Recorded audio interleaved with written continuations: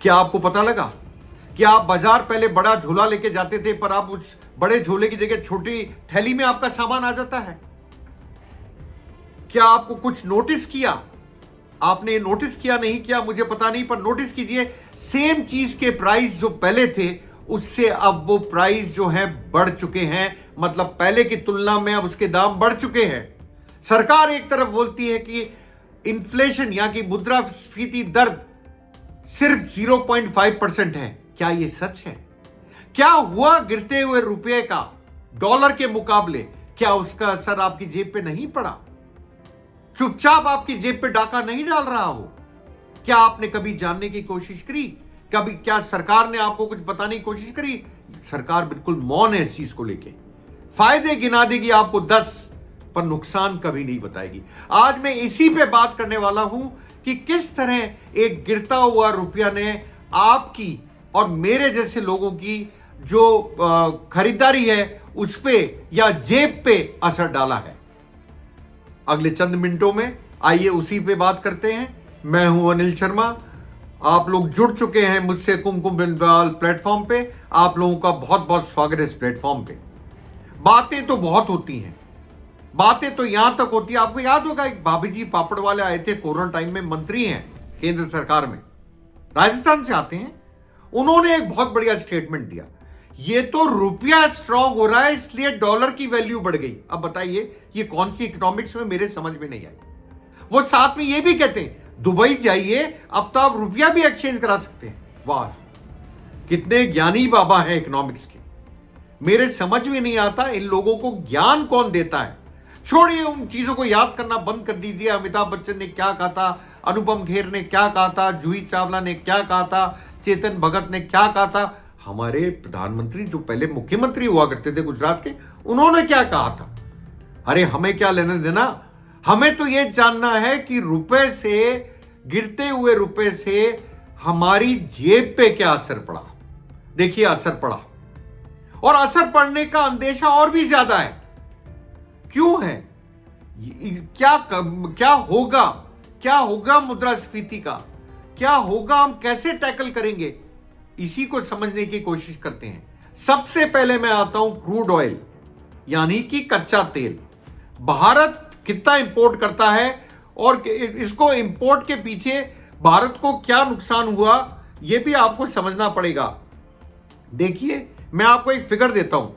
2015 में जब मोदी जी बने हुए करीब एक साल हुआ होगा, 66 रुपए 69 पैसे 69.79 की वैल्यू हुआ करती थी रुपए की, अगेंस्ट किसके बनिस्पत? डॉलर के, जो 2025 में बढ़ के कितनी हुई?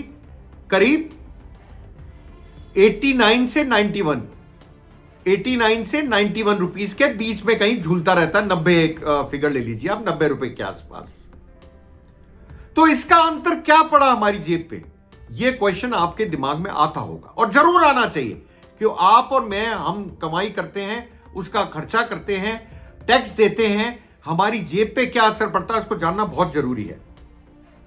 देखिए सबसे पहले जिनके बच्चे बाहर पढ़ने जाते हैं, सपोज कीजिए 3 साल पहले 2022 में उन्होंने एजुकेशन लोन लिया या अपनी जेब से गए, कुछ ही समझिए 2022 में, तब $50,000 का खर्चा आता था एक आपको डिग्री करने में, कोई मास्टर्स प्रोग्राम करने में $50,000 एक फिगर ले लेते हैं।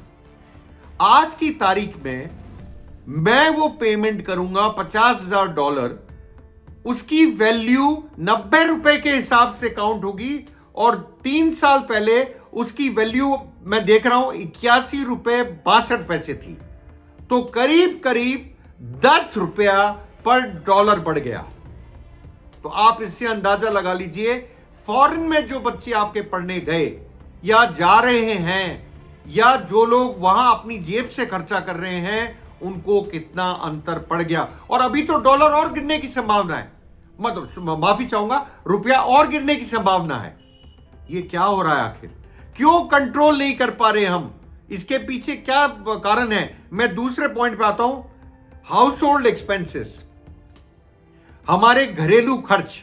देखिए हमारा यह मानना है कि हम नेट इंपोर्टर हैं, मतलब हम बाहर की चीजें ज्यादा यहां मंगाते हैं, बनस्पत यहां से चीजें बाहर एक्सपोर्ट कम करते हैं।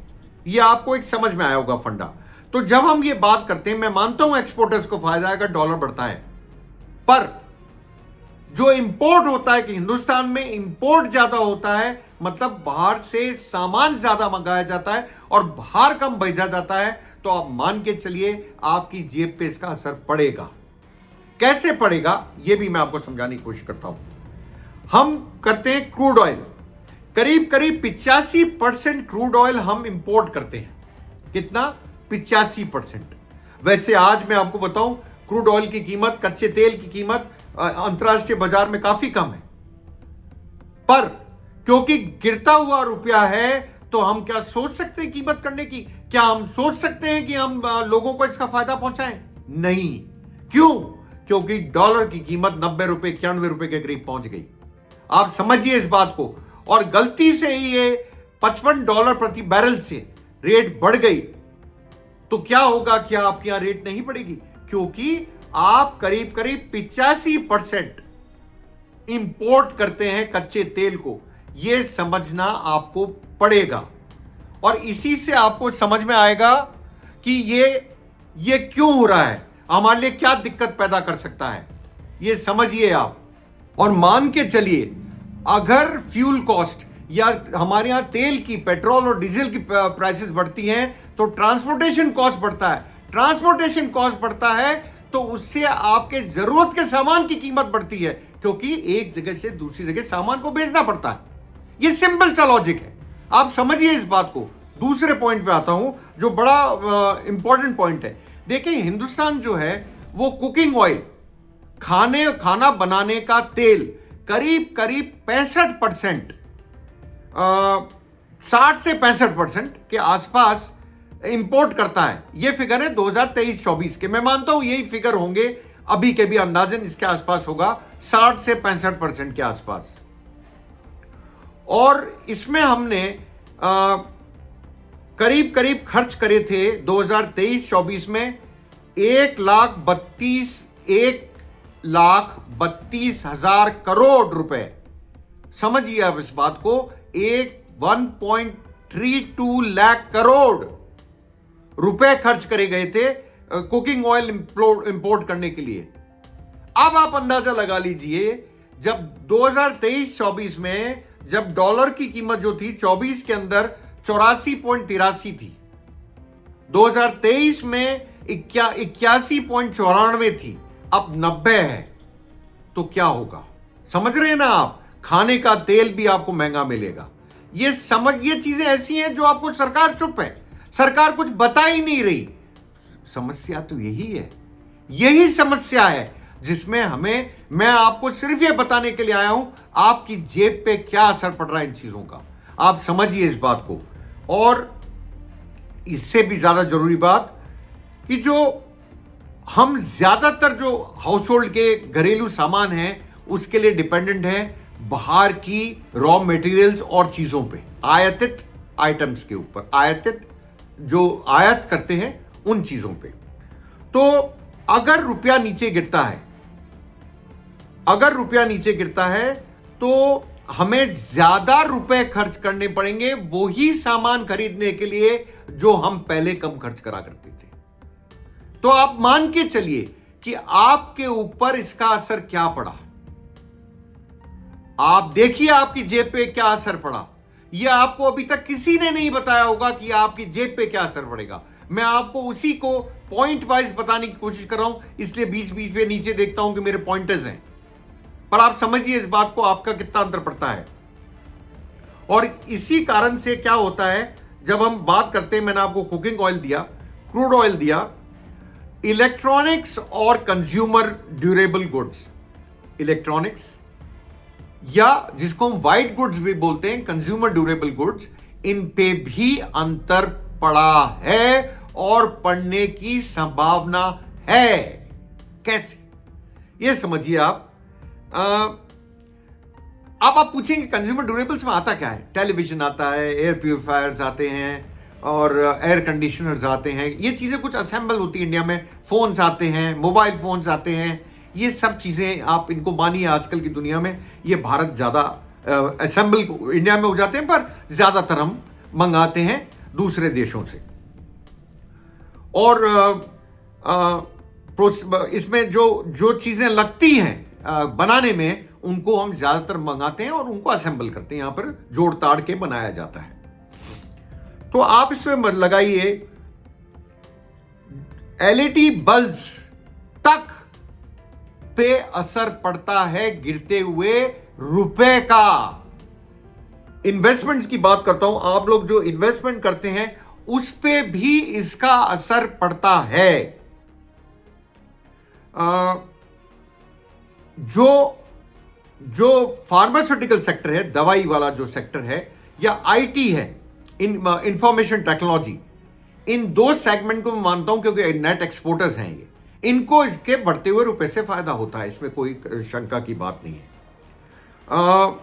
बट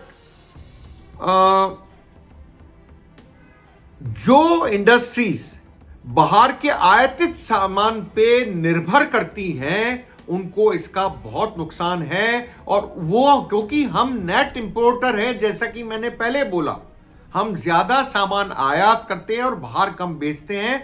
तो ओवरऑल अगर आप देखेंगे तो हिंदुस्तान की इकोनॉमी को चाहे बोल दीजिए 8.25% बढ़ी या 8% से ऊपर बढ़ी, पर उसका असर क्या आपको मिला? क्या उसका आपको फायदा मिला? क्या रोजगार बढ़ा? नहीं। क्या इन्फ्लेशन कम हुआ? नहीं।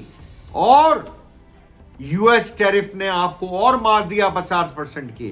तो आप मान के चलिए इसका असर आपकी जेब पे बहुत पड़ने वाला है। मैं बोलूंगा टूथपेस्ट को भी काउंट करिए इसमें। जाके देखिएगा कॉलगेट को एक बार, पहले क्या रेट थी अब क्या रेट है। मैं एक एग्जांपल दे रहा हूं आपको, ऐसे कई एग्जांपल से हो सकते हैं। टूथपेस्ट की रेट पे बात कर लीजिए आप एक बार, क्या रेट थी और क्या रेट है। यह गिरता हुआ रुपया आपको कहीं ना कहीं चोट पहुंचा रहा है। यह समझिए और जानिए, सरकार आपको इसका जवाब कतई नहीं देगी। आपका मेरे से जुड़ने के लिए बहुत बहुत धन्यवाद। मिलता हूं जल्द आपसे नई वीडियो में। शुक्रिया। ऐसे ही देखते रहें कुमकुम बिनवाल प्लेटफॉर्म को, लाइक करें, सब्सक्राइब करें। धन्यवाद।